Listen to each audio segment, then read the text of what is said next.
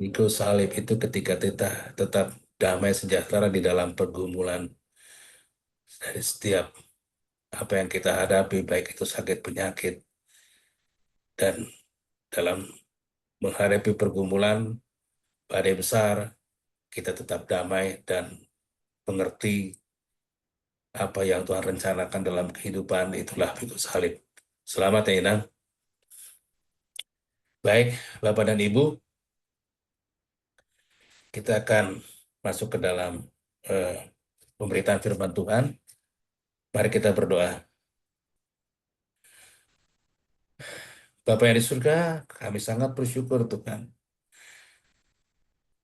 ketika kami memiliki Engkau sebagai Tuhan dan Juru Selamat kami, yang telah mengangkat kami dari bukan apa-apa menjadi apa-apa, yang telah membebaskan kami semua dalam kehidupan kami dari kutuk dosa Tuhan.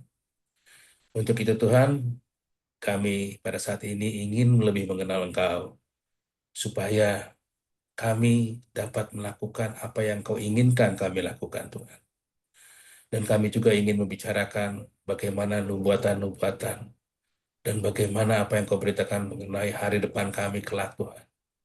Dan biarlah firman Tuhan pada hari ini dapat kami terima dengan baik, supaya kami juga dapat memberitakan firman kepada orang-orang di sekitar kami.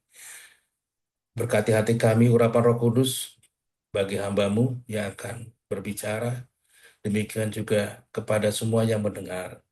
Ampuni dosa dan kesalahan kami, di dalam nama Anak-Mu Yesus kami berdoa. Amin. Kita tema bulan ini adalah eskatologi, dan saya akan membahasnya dari kitab Matius pasal yang ke-24, tanda-tanda akhir zaman. Mungkin dari Bapak Ibu sekalian pernah sudah ada juga yang menyinggung hal ini. Jadi akhir-akhir ini dunia kita dipenuhi peristiwa-peristiwa yang membuat kita selalu bertanya-tanya.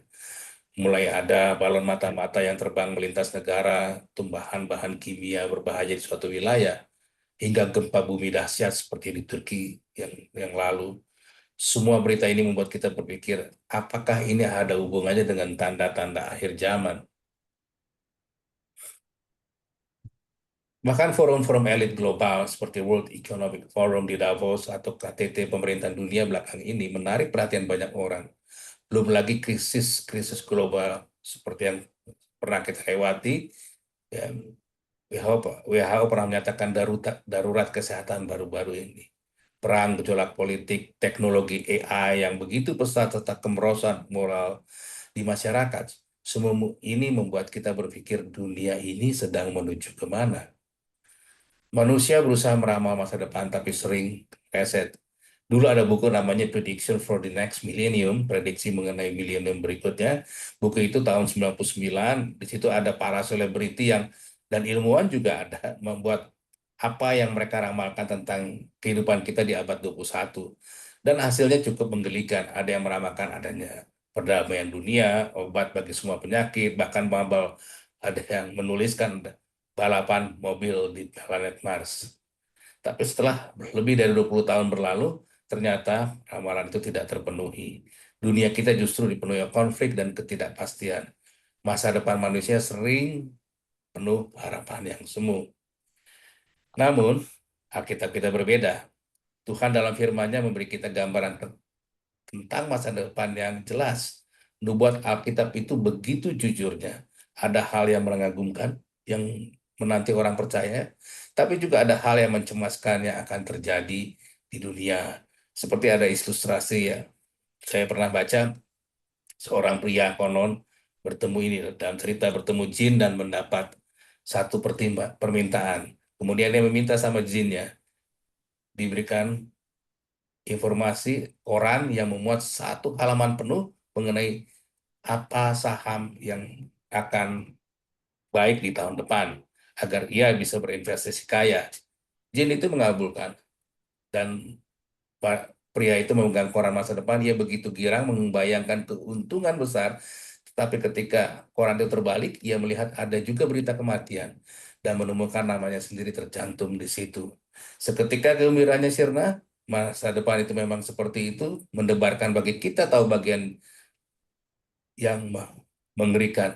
Demikian pula ajaran Tuhan Yesus Kristus tentang akhir zaman, mengandung kabar yang menggembirakan sekaligus menggetarkan untuk bagi orang-orang yang tidak percaya. Kita akan membahas dari Matius pasal yang ke-24 ayat 3 sampai 31. Saya nggak akan membacakan seluruh ayat ini, saya akan mengambil nanti beberapa ayat penting.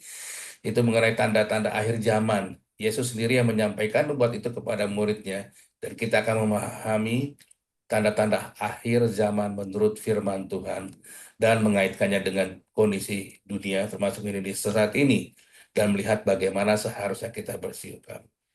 Sebelum kita masuk kita ke poin-poin berikut, ingat kita banyak juga orang-orang sepanjang sejarah mencoba menentukan tanggal pasti kedatangan Yesus dan semuanya gagal. Tahun 1844, seorang pengkhotbah bernama William Miller begitu yakin Yesus akan datang pada tanggal 22 Oktober tahun 1844. Ribuan pengikutnya menjual harta, berhenti bekerja, menggunakan jubah putih, nggak tahu kenapa harus seperti itu, dan naik ke bukit dan menunggu Yesus. Hasilnya tentu saja Yesus tidak datang. Dan itu kekecewaan besar sampai disebut The Great Disappointment. Tahun 98 juga ada buku yang populer berjudul 88 Alasan Yesus Datang di tahun 1988. Penulisnya adalah Edgar Wisman, memberi 88 alasan. Dan ternyata salah semua. Tidak ada satupun dari 88 alasan itu yang terjadi. Ada lagi namanya Harold Camping dari Family Radio menamakan Yesus datang tahun 1944. Gagal direvisi menjadi tanggal 21 Mei 2011. Gagal lagi, kemudian direvisi lagi dan menjadi tanggal 21 Oktober 2011. Semuanya gagal. Semua ini memberikan kita contoh mengajarkan Yesus memang pasti datang dan kita harus selalu siap. Tapi kita tidak akan pernah tahu persis kapan. Yesus sendiri berkata tentang hari dan saat tidak seorang pun yang tahu, hanya Bapa sendiri. Matius 24 ayat 36. Jadi tugas kita bukan menebak tanggal, melainkan berjaga-jaga setiap saat. Itu juga yang terjadi pada murid Yesus yang penasaran tentang akhir zaman. Matius 24 ayat 3 mencatat ketika Yesus duduk di Bukit Zaitun, murid-murid bertanya, katakanlah kepada kami, bila manakah itu akan terjadi dan apakah tanda kedatanganmu dan tanda kesudahan dunia. Dari pertanyaan ini ada tiga. Yang pertama adalah kapan bait Allah akan runtuh? Maksudnya Yesus barusan menubuatkan ayat itu di ayat 1 dan 2 ya, di pasal 24 ayat 1 dan 2. Yang kedua, apa tanda-tanda kedatangan dari Tuhan Yesus? Dan yang ketiga, apa tanda kesudahan zaman? Dan Yesus menjawab terutama pertanyaan kedua dan ketiga, tanda kedatangan dan akhir zaman. Jawab Yesus itu ada di Matius 24 dan 25 yang sering disebut juga khotbah di Bukit Zaitun tentang akhir zaman. Secara garis besar, jawaban Yesus bisa kita bagi menjadi tiga kelompok tanda utama. Tanda-tanda umum sebelum kesudahan zaman disebut permulaan penderitaan, yaitu terdapat di ayat 24, pasal Matius 24, ayatnya keempat sampai ke-14. Kemudian tanda puncak menjelang akhir atau masa kesusahan besar, termasuk kekejian yang membinasakan di bait suci, yaitu ayat 15 sampai 28. Dan tanda kedatangan Yesus sendiri, peristiwa dahsyat di langit dan kemunculan anak manusia dalam kemuliaan, yaitu ayat yang ke-29 sampai ke-31. Kita akan bahas satu persatu ketiga bagian ini dan kita akan hubungkan dengan situasi dunia sekarang. Yang pertama adalah permulaan penderitaan, tanda-tanda umum menjelang akhir, yaitu Matius 24 ayat 4 sampai 14. Yesus mengawali jawabannya dengan sebuah peringatan. Waspadalah supaya jangan ada orang menyesatkan kamu. Yaitu di ayat yang keempat.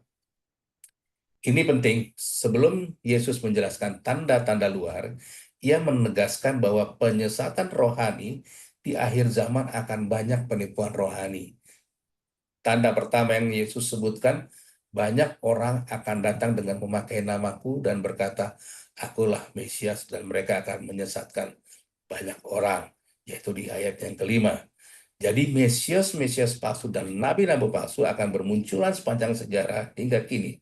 Sudah muncul banyak pemimpin sesat yang mengaku Mesias atau khususnya di dunia internasional. Internasional ada sosok-sosok seperti Jim Forrest, Jim Jones, David Koresh, dan lain-lain yang menyesatkan banyak pengikut. Di Indonesia sendiri pernah ada yang mengaku nabi atau Mesias baru ya. Ini ya persis seperti nubuat Yesus, kita dipanggil waspada. Ya, seperti kita dengar ya namanya Lia Eden dan lain sebagainya. Tanda berikutnya, Yesus berkata, kamu akan mendengar deru perang atau kabar-kabar tentang perang. Sebab bangsa akan bangkit melawan bangsa dan kerajaan melawan kerajaan. Yaitu yang terdapat di ayat yang 6 dan 7. Peperangan dan rumor perang akan mewarisi sejarah dunia menjelang akhir. Abad ke-20 dan ke-21 telah menyaksikan Perang Dunia I dan II, juga perang-perang lain yang terus terjadi. Saat ini pun kita mendengar perang di berbagai tempat, konflik di Timur Tengah, perang di Eropa seperti Ukraina, ketegangan di Asia, dan sebagainya. Yesus mengatakan, jangan gelisah, itu harus terjadi. Tapi itu belum kesudahannya di ayat yang ke-6. Artinya, perang demi perang akan terjadi, namun itu baru gejala awal, belum akhir dari suatu klimaks. Yesus selalu menyebut bencana alam dan kelaparan. Akan ada kelaparan dan gempa bumi di berbagai tempat. Matius 24 ayat 7b. Injil Lukas menambahkan wabah penyakit di daftar tanda-tanda itu. Itu di Lukas 21 ayat 11. Jadi kelaparan, penyakit menular, dan gempa bumi akan mewarnai zaman akhir. Apakah kita melihat itu sekarang? Tentu saja pandemi COVID-19 yang mendunia beberapa waktu lalu adalah contoh tentang wabah penyakit. Kelaparan dan krisis pangan masih terjadi di banyak negara, apalagi saat konflik membuat distribusi pangan terganggu. Gempa bumi, Indonesia sangat akrab dengan gempa besar dan tsunami. Aceh 2004, Palu 2018. Juga baru tahun 2023 gempa besar mengguncang Turki. Suriah menelan puluhan ribu korban. Gempa-gempa dahsyat semacam ini mengingatkan kita betapa rapuhnya kehidupan manusia.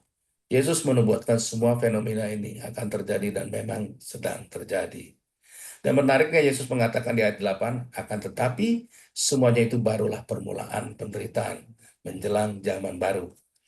Dalam bahasa aslinya permulaan penderitaan itu istilahnya seperti sakit bersalin atau kontraksi awal sebelum kelahiran. Artinya tanda-tanda awal penyesatan perang dan bencana itu seperti kontraksi awal yang akan makin sering dan makin kuat menjelang kelahiran zaman baru. Seorang ibu yang hendak melahirkan mula-mula merasakan kontraksi ringan dengan jarak berjauhan. Makin dekat kelahiran, kontraksi makin kuat dan makin rapat. Demikian pula, semua krisis dunia ini akan semakin meningkat intensitasnya dan frekuensinya menjelang akhir. Apakah sekarang kita melihat peningkatan? Data menunjukkan abad ini bencana alam besar nampak meningkat frekuensinya. Kecepatan penyebaran wabah pun makin tinggi karena mobilitas manusia. Informasi perang tersebar di setiap hari di media. Ibaratnya kontraksi dunia semakin rapat. Dunia kita berada dalam sakit bersalin menantikan sesuatu lahir. Rasul Paulus pun mengatakan bahwa seluruh makhluk mengeluh dalam penderitaan seperti sakit bersalin menantikan pemulihan. Roma 8 ayat 22. Selain bencana fisik, Yesus juga menubuatkan penganiayaan dan kemurtadan sebagai tanda zaman maksudnya. Kamu akan diserahkan supaya disiksa, dan kamu akan dibunuh dan akan dibenci semua bangsa oleh karena namaku. Ayat yang ke-9. Ini berbicara tentang penganiayaan terhadap orang percaya. Sejak gereja mula-mula hingga sekarang, banyak hamba Tuhan dan umat Tuhan mengalami aniaya. Di berbagai negara, termasuk beberapa tempat di Indonesia, pelayanan Tuhan menghadapi penolakan, tekanan, bahkan kekerasan karena Injil. Yesus sudah memperingatkan hal ini akan terjadi, yaitu di ayat yang ke-10 sampai ke-12. Menyebutkan bahwa banyak orang akan murtad, saling mengkhianati, saling membenci. Banyak nabi palsu muncul, kejahatan meningkat, dan kasih menjadi dingin. Kita coba menurunkan moralitas akhir zaman yang digambarkan itu sebagai masa ketika kedurhakaan meningkat dan kasih makin memudar. Bukan ini semakin nyata di sekitar kita. Tindakan kejahatan, korupsi, kebencian, perpecahan, ketidakadilan semua meningkat. Nilai kebenaran absolut dianggap remeh. Banyak orang lebih mencintai diri dan uang daripada Tuhan. Rasul Paulus menggambarkan hari-hari terakhir akan datang masa yang sukar. Orang akan menjadi pencinta diri sendiri, sombong, menghujat, tidak taat, tidak tahu mengasihi, tidak tahu menguasai diri, lebih menuruti hawa nafsu daripada Tuhan. Ini sejalan dengan ucapan Yesus bahwa kasih yang tulus dari banyak orang menjadi dingin akibat dosa yang merajalela. Sebagai pelayan-pelayanan Tuhan, tentunya ini peringatan bagi kita. Jangan sampai arus dosa ini, dunia ini membuat kasih dan integritas kita ikut menjadi dingin. Tetaplah berbeda dari dunia, tetaplah mengasihi di tengah kebencian. Namun ada satu tanda lagi di bagian ini yang positif ya. Injil kerajaan ini akan diberitakan di seluruh dunia menjadi kesaksian bagi semua bangsa. Sesudah itu barulah tiba kesudahannya di ayat yang ke-14. Pemberitaan Injil di seluruh dunia adalah tanda akhir zaman juga. Meski dunia bergejolak, Tuhan memastikan misi gereja akan terpenuhi. Hari ini teknologi yang sama yang dipakai untuk hal jahat bisa Tuhan pakai untuk penyebaran Injil. Melalui internet, satelit, media sosial, firman Tuhan menjangkau bangsa-bangsa yang dulu tertutup.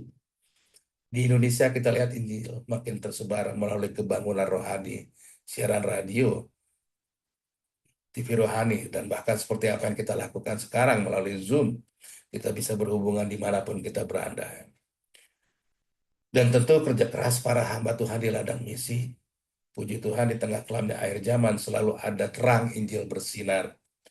Tugas kita para pekerja Tuhan jelas terus beritakan Injil sampai ke ujung bumi. Ini bukan suatu opsi, tapi ini adalah keharusan. Yes, sebab Yesus baru akan datang setelah setiap suku bangsa beroleh kesempatan mendengar Injil. Jadi poin pertama ini menantang kita melihat sebagai tanda-tanda awal. Penyesatan rohani, konflik dunia, bencana alam, kemerosan moral. Jangan panik, tapi justru semakin giat dan bijak. Yesus berkata semua ini harus terjadi, tapi akhirnya belum tiba. Seperti ibu hamil yang tahu kontraksi awal berarti bayi segera lahir, kita pun tahu gejolak dunia berarti Yesus segera datang. Kita tidak tahu harinya, tapi kita tahu sedang menuju ke sana. Jadi jangan gentar melihat berita-berita buruk, melainkan pakailah waktu yang ada untuk setia di dalam pelayanan. Ya, ya ibaratnya kita sedang melihat lampu kuning di lampu lalu lintas dan itu akan berhati-hati karena lampu merah akan segera datang.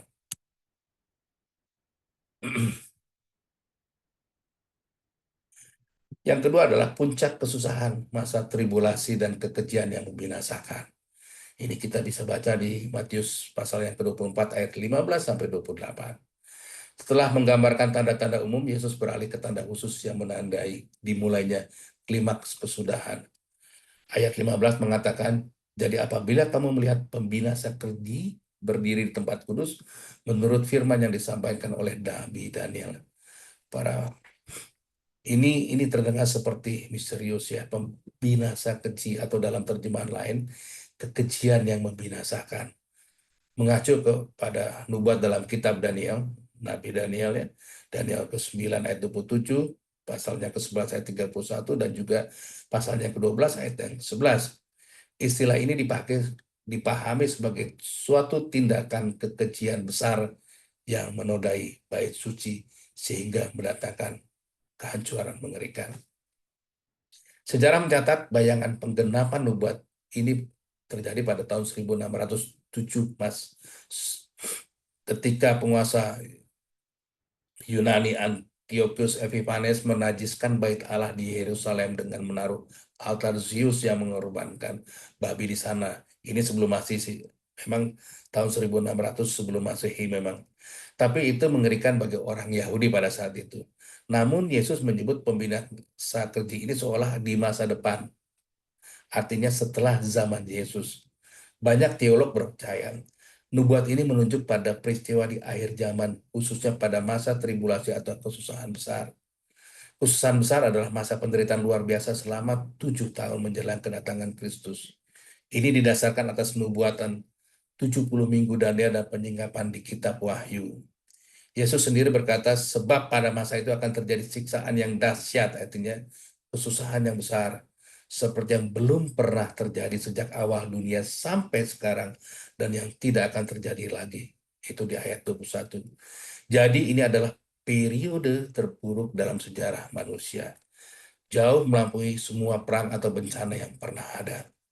Nah, pembina strategi di tempat kudus dipahami sebagai tindakan antikristus di tengah masa tribulasi. Antikristus atau tokoh pemimpin akhir zaman yang melawan Tuhan kelak akan membuat perjanjian dengan banyak bangsa, mungkin termasuk Israel. Lalu di pertengahan 7 tahun itu ia melanggar perjanjian dan menajiskan bait suci, menyatakan dirinya sebagai Tuhan. Rasul Paulus menyinggung hal serupa. Manusia durhaka akan duduk di bait Allah dan mengaku diri Allah. 2 Tesalonika 2 ayat 3 sampai 4. Kitab Wahyu juga menggambarkan tokoh binatang, ya, antikristus yang membuat patung berhala dan mewajibkan penyembahan kepadanya. Wahyu 13. Inilah puncak kekejian yang memicu murka Allah besar-besaran. Yesus memperingatkan ketika itu terjadi, orang-orang di Yudea haruslah melarikan diri ke pegunungan. Ya, ayat yang ke-16. Dengan kata lain, bagi orang ada di wilayah Israel pada masa itu, lari dan bersembunyilah, karena akan ada penganiayaan berat. Yesus kasihan pada ibu hamil atau ibu menyusui di masa itu. Ya, di ayat yang ke-19 menunjukkan betapa beratnya situasi nanti. Ya, ia bahkan berkata, sekiranya waktu tidak dipersingkat, maka dari segala yang hidup tidak akan ada yang selamat. Tetapi oleh karena orang-orang pilihan, waktu itu akan dipersingkat. Ayat 22. Ini menunjukkan bagaimana kasih karunia Allah. Dia tidak membiarkan umat pilihannya binasa total. Ia membatasi waktu penderitaan itu. Mengapa hal-hal yang mengerikan ini diizinkan Tuhan? Karena dunia yang menolak Kristus akan menuai akibatnya. Masa tribulasi adalah waktu ketika Tuhan mencurahkan penghakiman atas dosa dunia, sekaligus mengolah Israel untuk bertobat dan menerima Mesias yang sejati. Kitab Wahyu pasal 6 sampai 18 menjabarkan berbagai penghakiman dahsyat. Perang besar, wabah mematikan, kelaparan global, gempa bumi, maha dahsyat, benda-benda langit jatuh, air menjadi darah, dan lain-lain yang sangat mengerikan sekali. Dan Yesus menyimpulkan siksaan yang dahsyat seperti belum pernah terjadi dan tidak akan terjadi lagi. Jadi poin kedua ini adalah gambaran puncak kesusahan manusia di akhir zaman. Dikenal sebagai masa kesusahan besar. Bagaimana kita menghubungkannya dengan kondisi pada saat masa ini. Saat ini belum terjadi pembinaan seperti bait suci Yerusalem pun belum berdiri kembali sejak dihancurkan Romawi pada tahun 70. Menariknya, belakangan ada gerakan di Israel yang rindu mendirikan membangun kembali bait Allah. Beberapa kelompok sudah menyiapkan bejana pakaian imam, bahkan menyiapkan sapi merah untuk upacara. Ini fakta menarik dari berita-berita religius. Artinya panggung sejarah sedang ditata untuk memungkinkan nubuat itu terjadi. Situasi politik Timur Tengah yang terus bergolak seperti seputar Yerusalem itu akan menggenapi nubuat bahwa Yerusalem akan menjadi piala yang memusingkan. Ya. Seperti bagi bangsa-bangsa, seperti yang diberitakan di Zakarias 12 ayat 2 dan 3. Lalu tentang antikristus dan satu pemimpin dunia, lihatlah tren global dunia seakan mendambakan figur pemersatu yang bisa membawa solusi global. Di tengah kekacauan ekonomi, krisis iklim, perang, banyak orang berkata, kita butuh world leader yang kuat. Belum lagi dorongan menuju tatanan dunia baru, New World Order, atau pemerintah global. Forum seperti World Economic Forum atau PBB sering membahas perlunya kerjasama global yang erat. Alkitab menubuatkan bahwa Antikristus akan memimpin semacam tatanan dunia global. Wahyu 13 ayat 7 sampai 8. Bukan tidak mungkin kelak ada sistem di mana transaksi keuangan diatur sehingga orang lain tak bisa beli atau jual tanpa tanda seperti dikatakan di Wahyu 13 ayat 16 sampai 17. Saya bacakan, dan ia, Wahyu 13 ayat 16 sampai 17, dan ia menyebabkan sehingga kepada semua orang kecil, dan sorry, dan ia menyebabkan sehingga kepada semua orang kecil atau besar, kaya atau miskin, merdeka atau hamba, diberi tanda pada tangan kanannya atau pada dahinya, dan tidak seorang pun dapat membeli atau menjual selain daripada mereka yang memakai tanda itu, yaitu nama binatang itu atau bilangan namanya. Dulu kita memang sulit membayangkan, tetapi sekarang dengan adanya uang elektronik, chip RFID, face recognition, bukan mustahil hal itu akan terjadi. Hal ini bukan untuk menakut-nakuti, melainkan membuat kita sadar apa yang telah dinubuatkan Alkitab bisa segera menjadi kenyataan. Dan Yesus juga memperingatkan agar jangan tertipu pada masa itu oleh Mesias palsu atau nabi palsu yang melakukan tanda mukjizat di ayat yang ke-25 dan 26. Artinya di puncak kesesatan pun akan ada upaya penyesatan besar. Iblis akan mencoba menipu bahkan orang pilihan dengan kuasa ajaib. Mungkin di zaman kita bisa diantisipasi sebagai peringatan agar kita tidak gampang terpukau hanya oleh mukjizat atau hal yang supranatural, melainkan menguji semua dengan kebenaran firman. Kita harus membangun jemaat dengan firman Tuhan yang murni, supaya ketika hari gelap tiba, mereka tidak terseret ilusi atau tipuan kuasa gelap. Sekarang mungkin ada yang bertanya, apakah gereja atau orang-orang percaya akan mengalami masa kesusahan besar? Ini soal pandangan teologis menurut saya. Sebagian percaya bahwa gereja akan melewati tribulasi, post-tribulation view. Sebagian percaya diangkat sebelum pre-tribulation view. Ini dua pendapat yang berbeda ya. Meyakini bahwa Yesus akan datang dua tahap, tapi mungkin sementara untuk reform atau kafir, Yesus hanya datang sekali, tribulasi yang pertama. Dan kata lain, Tuhan memiliki rencana pengangkatan rapture. Jemaat sebelum murka dahsyat dicurahkan. Lalu setelah 7 tahun kesesakan, Yesus muncul dalam kedatangan yang kedua untuk menghakimi dan memerintah. Untuk sebagian yang percaya bahwa kedatangannya akan dalam 2 tahap. Memang ada pandangan ini didasarkan pada banyak ayat yang menyatakan Yesus bisa datang kapan saja tanpa tanda. Misalnya Matius 24 ayat 24, 1 Tesalonika 5 ayat 2. Ini adalah harapan dari suatu gereja. Tapi juga ingat Wahyu 3 ayat 10, di mana gereja Philadelphia dijanjikan akan dilindungi dari hari pencobaan yang akan menimpa seluruh dunia. Ya tentunya kita semua bebas untuk mengkaji Alkitab dan memiliki pemahaman yang berbeda. Yang pasti, baik kita akan melalui masa itu atau tidak, Yesus menghendaki kita selalu siap, entah 1 tahap atau 2 tahap. Jadi aplikasi kita dalam poin 2 ini, pertama, jangan lengah melihat drama rohani dunia. Kita tahu akhirnya akan muncul antikristus atau roh antikristus yang sudah bekerja sekarang. 1 Yohanes 2 ayat 18. Misalnya, melalui gerakan yang melawan Kristus dan kebenarannya. Tugas gereja adalah menjadi suara kebenaran di tengah dunia yang disesatkan.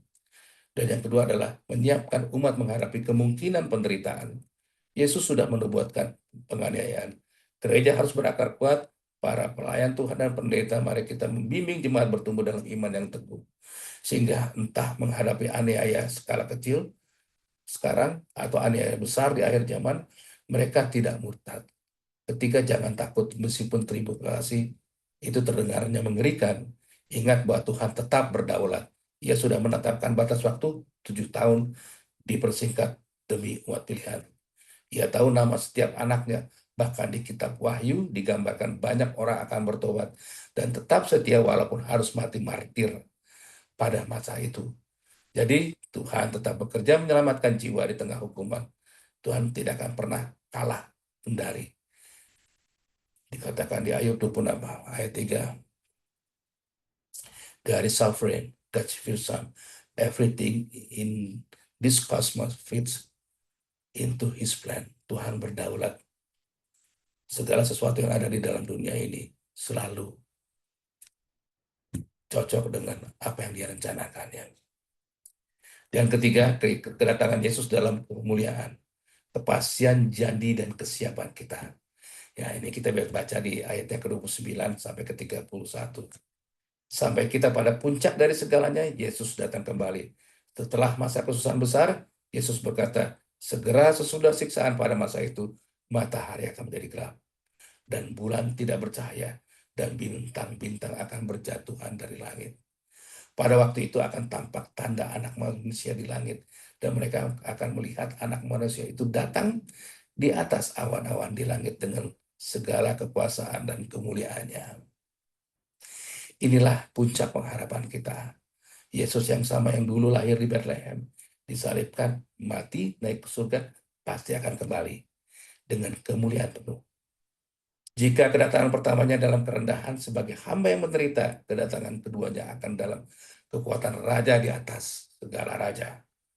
Ayat 31 menambahkan, ia akan mengutus malaikat-malaikat mengumpulkan orang-orang pilihan dari seluruh penjuru, dan ini adalah gambaran bahwa umat percaya akan dikumpulkan kepada Tuhan.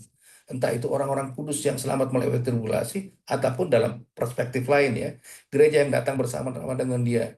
Yang pasti Yesus akan menjemput dan menghimpun miliknya, serta menegakkan kerajaannya. Yesus menggambarkan kedatangannya akan terlihat oleh semua orang. Ya, itu di Wahyu 1 ayat 7. Ia datang dengan awan-awan dan setiap mata akan melihat dia. Juga ya mereka yang telah menikam dia. Juga seperti kilat yang terang dari timur ke barat, ayat 27. Artinya terang benderang dan nyata. Tidak diam-diam, ini penting disebutkan karena Yesus memperingatkan, jangan percaya jika ada yang bilang, Mesias sudah datang diam-diam di sana dan di sini. Ya, kedatangan Yesus yang kedua bukan berarti seperti kelahiran yang dulu yang hanya dilihat segelintir orang. Nanti seluruh dunia akan tahu, bagi orang percaya inilah saat yang ditunggu-tunggu. Tetapi bagi dunia yang menolak Tuhan, ini adalah penghakiman. Bangsa-bangsa akan meratap. Ibarat koin yang memiliki dua sisi. Kedatangan Kristus membawa penghiburan besar sekaligus pengadilan besar. Tadi di awal khotbah dikatakan kabar baiknya Yesus segera datang dan kabar buruknya Yesus juga segera datang. Mengapa dua-duanya? Karena bagi orang percaya yang hidup dalam pertobatan, kedatangan Yesus adalah kabar terbaik. Mengakhiri segala derita dan dosa, awal dari sukacita kekal. Tetapi bagi yang keras hati dan menolak Tuhan, kedatangan Yesus justru mengerikan. Berarti habis sudah waktu untuk bertobat. Yang tersisa hanya murka penghakiman. Jadi Bapak dan Ibu sekalian, kepastian Yesus datang kembali ini menantang setiap kita untuk introspeksi. Dan firman Tuhan dengan tegas, dia datang seperti pencuri pada malam hari. Artinya nggak ada yang tahu. Tiba-tiba tanpa peringatan. Seorang pencuri tidak pernah mengirim pesan dulu, dan dia akan datang ketika pemilik rumah lengah. Yesus memakai analogi ini supaya kita selalu berjaga. Karena itu berjaga-jagalah, sebab kamu tidak tahu pada hari mana Tuhan datang. Hendaklah kamu siap sedia, karena anak manusia datang pada saat yang tidak kamu duga. Matius 24 ayat 42 dan 44. Jadi aplikasi utamanya bahwa kita adalah anak-anak yang harus bersiap senantiasa. Bagi pelayan dan pendeta, ini relevan sekali karena terkadang dalam pelayanan kita bisa terjebak rutinitas. Kehilangan urgensi bahwa Tuhan segera datang. Yesus memberikan perumpamaan di Matius 24 ayat 45 dan 51 tentang dua tipe hamba, yang setia dan hamba yang jahat. Hamba yang setia melakukan tugasnya ketika Tuhannya datang, dan ia dipuji. Hamba yang jahat berkata, ah Tuhanku masih lama datang. Lalu ia malah dan berlaku semena-mena. Tuhannya datang mendadak dan menghukumnya. Ini peringatan langsung bagi hamba-hamba Tuhan. Jangan sampai kita berpikir, ah Tuhan Yesus entah kapan datangnya, masih lama. Mungkin saya masih boleh bersantai. Lalu kita tidak serius melayani, dan kita mulai kompromi terhadap dosa dan menilai sama atau malas. Dan itulah yang Tuhan Yesus peringatkan, jangan, bahwa kita harus senantiasa siap sedia melakukan tugas Biarlah Tuhan mendapati kita setia di ladangnya. Ingat juga janji Yesus di Yohanes 14, Aku pergi untuk menyediakan tempat bagimu. Aku akan datang kembali dan membawa kamu ke tempatku. Artinya dia pasti datang menjemput kita seperti mempelai pria menjemput seorang mempelai wanita. Jadi persiapan rohani adalah kunci. Persiapan rohani artinya hidup dalam pertobatan setiap hari, menjaga iman tetap menyala dan melakukan panggilan Tuhan dengan sungguh-sungguh. Mari kita juga mengingatkan perkataan orang bijak. Harapkan yang terbaik, tapi persiapkanlah untuk yang terburuk. Kita berpengharapan penuh bahwa Yesus segera datang, dan kita mempersiapkan diri menghadapi masa-masa sukar. Jadi saudara-saudara, kita telah melihat secara ringkas tanda-tanda akhir zaman menurut Matius 24, dan tanda-tanda umum, tanda-tanda khusus masa kesusahan besar yang membinasakan hingga tanda klimaksnya itu kedatangan Kristus dalam kemuliaan. Semua nubuat ini bukan untuk memuaskan rasa ingin tahu kita, akan tetapi untuk mendorong respon iman yang jelas. Kristus pasti datang, itu pasti dari terbitnya matahari hingga besok pagi. Pertanyaannya, apakah kita sudah bertindak seolah-olah kita mempercayai janji itu? Dunia memang penuh dengan gejolak. Indonesia menghadapi tantangan. Suhu politik pastinya akan memanas setiap menjelang pemilu, ya. Krisis global dan lain sebagainya. Tetapi kita punya pengharapan yang tidak tergoncangkan. Seperti dikatakan di Ibrani 10 ayat 37. Sedikit, bahkan sedikit waktu lagi ia akan datang. Akan tiba dan tidak akan menangguhkan kedatangannya. Artinya, Sang Rada itu sudah diambang itu. Mari kita jangan tumpul rohani karena kenyamanan sesaat. Justru kita harus menjadi dan gereja bersinar paling terang, memberitakan Injil tanpa kompromi, mengasihi yang terhilang, menjaga kekudusan, berani melawan arus dosa. Dan kita sebagai pekerja-pekerja Tuhan, para pendeta, saya ingin juga, masuk saya, dorongan memberikan pelayanan yang semakin berat, pastinya. Dunia makin tidak bersahabat. Tapi ingatlah, mahkota kehidupan menanti Bapak dan Ibu dan saya sampai kita setia sampai akhir. Tuhan Yesus berkata, berbagilah hamba yang didapati Tuhan yang melakukan tugasnya ketika Tuhan datang. Pastikan kita adalah hamba yang demikian. Jangan kecil hati ketika pelayanan kita tidak dihargai manusia. Dan yang terakhir, jika mungkin, ya kalau kita melihat saudara-saudara kita yang belum bertobat, kita adalah hamba-hamba Tuhan, pelayan-pelayan Tuhan, dan bukan menjadi suatu opsi, tapi menjadi keharusan untuk kita memberitakan firman Tuhan, supaya mereka mendengarkan firman Tuhan. Jadi, Tuhan Yesus segera datang, Maranatha, datanglah Tuhan Yesus. Kita harus bekerja lebih giat, ganda, menuai jiwa sebanyak mungkin, memuatkan umat sedalam mungkin. Dan biarlah kita bersuka cita dan mendengarkan. Dia berkata, baik sekali perbuatanmu, hambaku yang baik dan setia. Amin. Mari kita berdoa. Bapak di surga, terima kasih untuk firman-Mu pada pagi hari ini Tuhan. Kami memang bukan siapa-siapa, tapi kami percaya Tuhan kekuatan yang begitu besar dari daripada-Mu dan penyertaan Roh Kudus dapat membuat kami tidak lagi takut untuk menghadapi apapun yang ada dalam segala halangan yang menghalangi kami untuk bisa memberitakan kabar sukacita kepada saudara-saudara kami Tuhan. Oleh karena itu Tuhan, siapapun yang mendengarkan firman-Mu pada hari ini Tuhan, semakin kuat untuk berjalan, semakin kokoh untuk berdiri, dan semakin tahan untuk menghadapi setiap badai yang akan mereka lalui Tuhan. Inilah kami anak-anak-Mu Tuhan. Terima kasih untuk firman-Mu. Kepadamu kami berdoa. Amin.